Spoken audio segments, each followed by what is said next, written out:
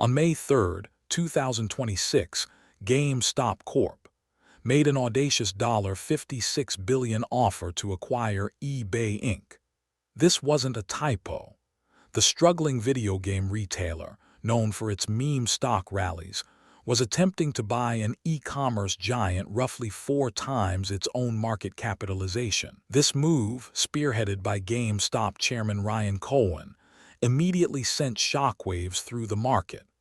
For a company that, just a few years prior, was staring down bankruptcy, a bid of this magnitude represented an almost unbelievable pivot. The offer, a mix of cash and stock, valued eBay at a significant premium, signaling Cohen's aggressive intent.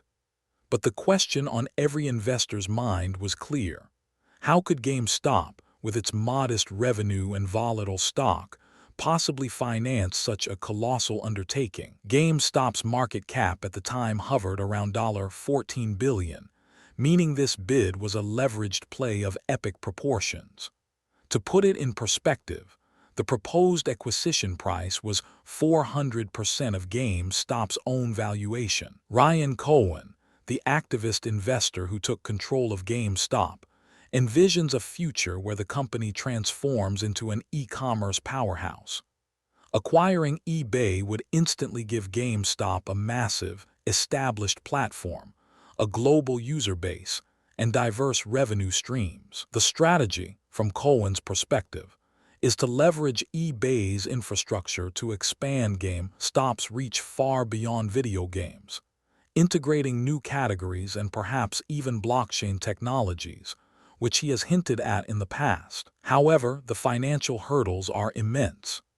GameStop would need to secure substantial debt financing, likely from investment banks like Morgan Stanley or J.P. Morgan, or issue a massive amount of new stock, diluting existing shareholders. Such a move could also trigger antitrust scrutiny, given the scale of the combined entity in the e-commerce space.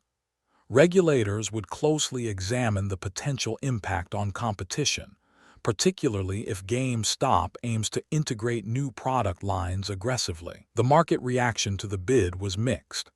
GameStop stock saw an initial pop, fueled by retail investor enthusiasm, but then faced skepticism from institutional analysts who questioned the financial viability and strategic fit. eBay's board, on the other hand, would need compelling reasons to accept an offer from a smaller, less stable company.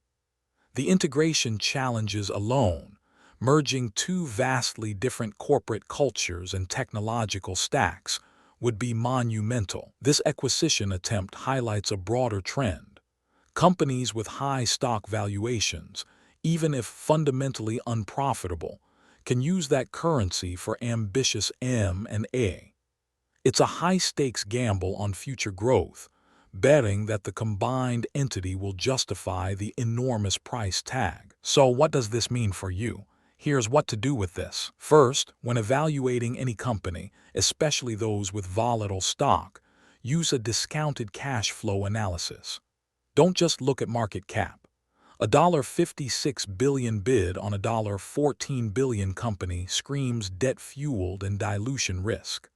Understand the underlying cash flows, not just market sentiment. Second, for any M&A news, check the acquirer's balance sheet immediately.